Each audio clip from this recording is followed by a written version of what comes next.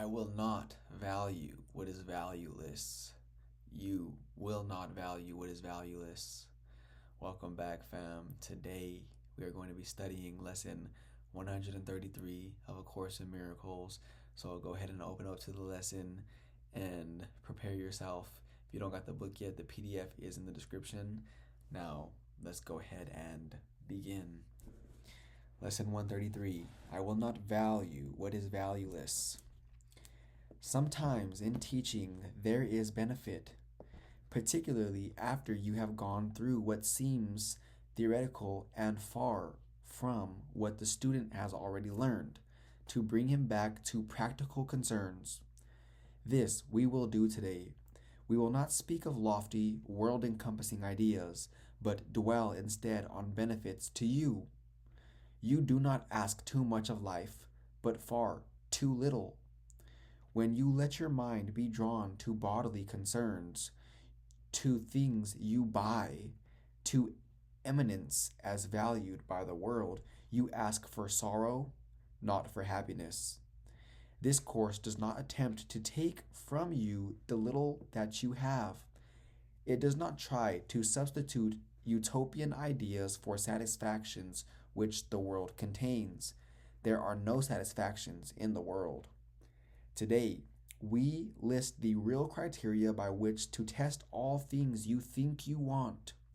Unless they meet these sound requirements, they are not worth desiring at all, for they can but replace what offers more. The laws that govern choice you cannot make, no more than you can make alternatives from which to choose.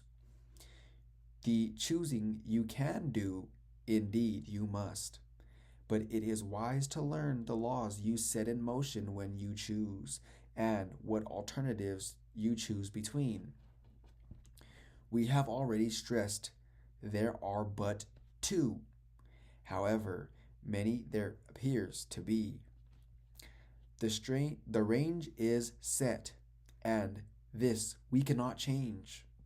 It would be most ungenerous to you to let alternatives be limitless, and thus delay your final choice until you had considered all them in time, and not been brought so clearly to the place where there is but one choice that must be made.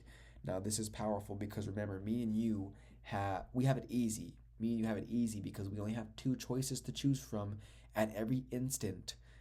Every single instant me and you are choosing, so is the person over there who is in poverty, so is the person who is over there in abundance, so is the person over there who is living not enough, over there who feels like they're living more than enough.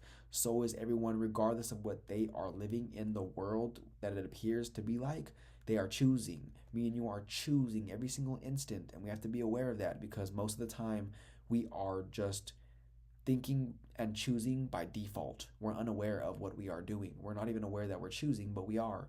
But it's happening by default, and most of the time, me and you have grown up in an environment where the default was fear, which is what we are here to undo. Now, it states right here, thank goodness that there is only two options. There's not more options for us to choose from because it would have to make us go through each choice until we finally found the right one. And to avoid all of that nonsense, we have two choices: truth or false, truth or fear, love or fear. That's it. You have two choices. However you want to break them down, there's only two choices, which is a good thing because now you could know which direction you're going. However many different directions there appears to be, there's really only two, and you're either going in the way that is where you don't want to go if you were in your right mind, or the way that is going to restore your right mind and allow you to be thinking and acting, speaking, walking, talking, feeling from your right mind. Another kindly and related law is that there is no compromise in what your choice must bring. It cannot give you just a little, for there is no in between. Each choice you make brings everything to you or nothing. Therefore, if you learn the test by which you can distinguish everything from nothing, you will make the better choice. Powerful. One more time. Therefore, if you learn the tests by which you can distinguish everything from nothing, you will make the better choice. Those are your only options. Do you want to choose everything or nothing at all? Love, which is everything, or fear, which is nothing at all? First, if you choose a thing that will not last forever, what you choose is valueless. Okay, so let's pay attention right now, okay? Because right now it's going to be stating the criteria of how we should decide what to choose. First, if you choose a thing that will not last forever, what you choose is valueless.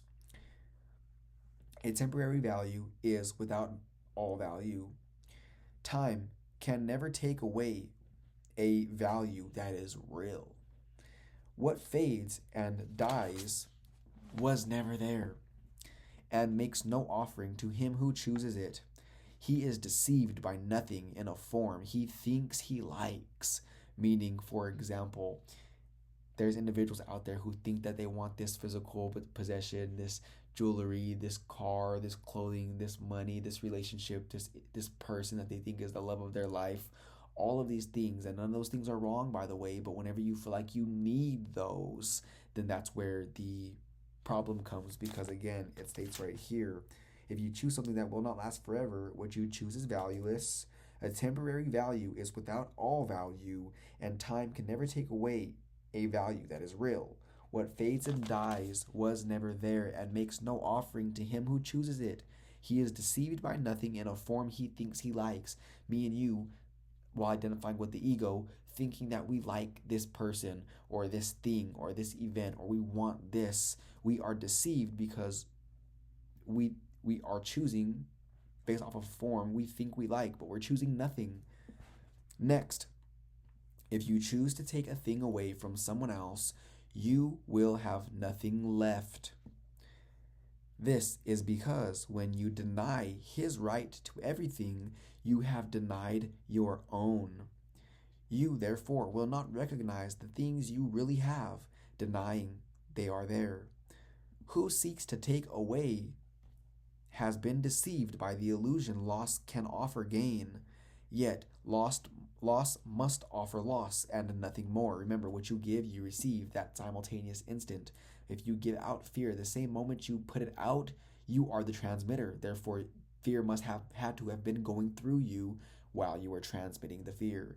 Now, it states right here, you therefore will not recognize the thing you really have, denying they are there. One who seeks to take away has been deceived by the illusion loss can offer gain.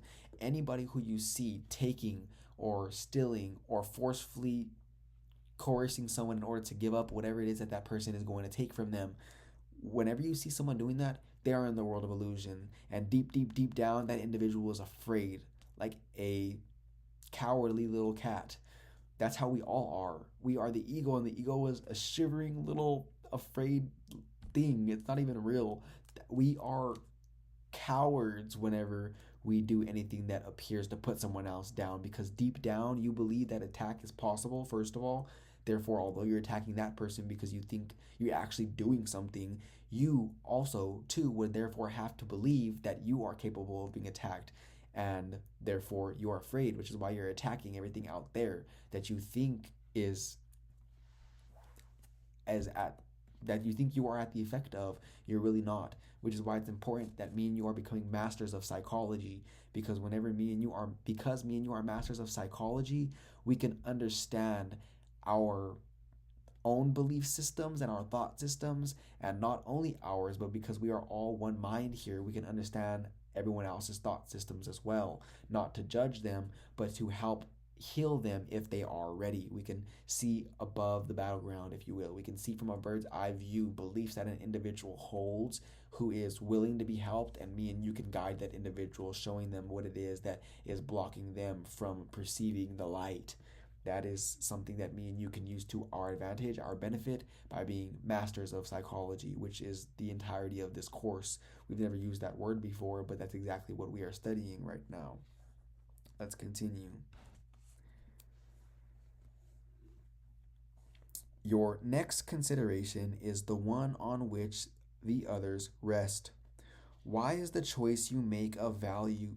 Why is the choice you make of value to you? What attracts your mind to it? What purpose does it serve? Here it is easiest of all to be deceived, for what the ego wants it fails to recognize. It does not even tell the truth as it perceives it, for it needs to keep the halo which it uses to protect its goals from tarnishing and from rust, that you may see how innocent it is. Yet is it yet is it camouflage, a thin veneer which could deceive but those who are content to be deceived. Its goals are obvious to anyone who cares to look for them. Here is deception doubled, for the one who is deceived will not perceive that he has merely failed to gain. He will believe that he has served the ego's hidden goals. Yet, though he tries to keep its halo clear within his vision, still must he perceive its tarnished edges and its rusted core. His ineffectual mistakes appear as sins to him because he looks upon the tarnished as his own, the rust a sign of deep unworthiness within himself. He who would still preserve the ego's goals and serve them as his own makes no mistakes according to the dictates of his guide. This guidance teaches it is error to believe that sins are but mistakes, for who would suffer for his sins if this were so?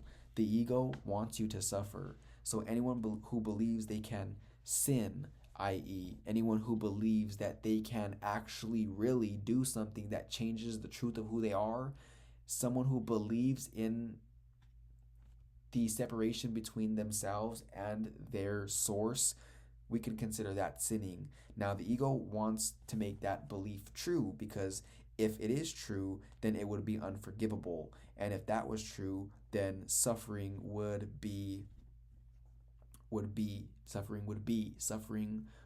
exist. Suffering would abide in this individual that the ego has overtaken, and that is exactly what it wants. And so we come to the criterion for choice that is the hardest to believe because its obviousness is overlaid with many levels of obscurity. If you feel any guilt about your choice, you have allowed the ego's goals to come between the real alternatives, and thus you do not realize there are but two. And the alternative you think you chose seems fearful and too dangerous to be the nothingness it actually is. Now, I know we say this pretty frequently, but although we never use these words while this is going on, this is what's going on. While me and you are making decisions at every single moment in time, and we are feeling that guilt or we are feeling that joy, whatever it is that we're feeling, this whole lesson is letting us know this is what's happening in that instant when we're making decisions and we're not aware that this is going on. But whenever the ego has grasp of you, this is what's occurring right here. We are following the wrong guide that is going to get us nowhere, and it is going to get us to feel, what's the word that it uses right here? It's going to get the ego wants us to feel unworthy and sinful and unforgivable, instead of seeing what we do and we're identified with the ego as a mistake. That's all it is. It's an error that can be corrected, and the only individual who can correct your errors is yourself, because if you don't free yourself from your past wrongdoings, then you are going to continue to be bound by them for as long as you allow yourself to be bound by them, until you choose otherwise.